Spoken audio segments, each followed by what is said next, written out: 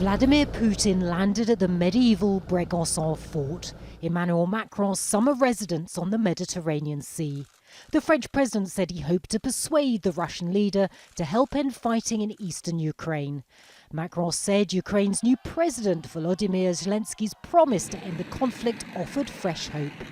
Russian-backed fighters and Ukrainian forces have been at war since Russia annexed Crimea in 2014. The choices made by President Zelensky, I think, really changed the situation.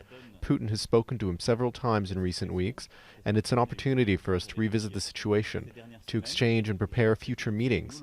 Concerning President Zelensky and Chancellor Merkel, we hope for a new summit in a Normandy format in the coming weeks. The two leaders seem to make progress on Ukraine.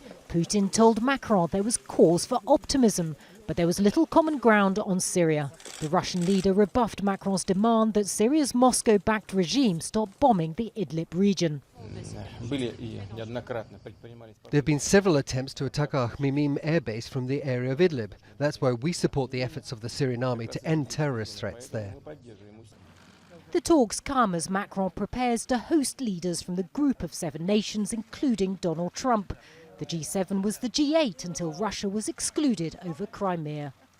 The timing of this meeting, just days before the G7 summit, is significant. Macron wants to highlight France's ability to talk to all sides and bolster his country's standing on the international stage. And despite the clear differences between Paris and Moscow, Macron says it's important to keep dialogue with Russia open.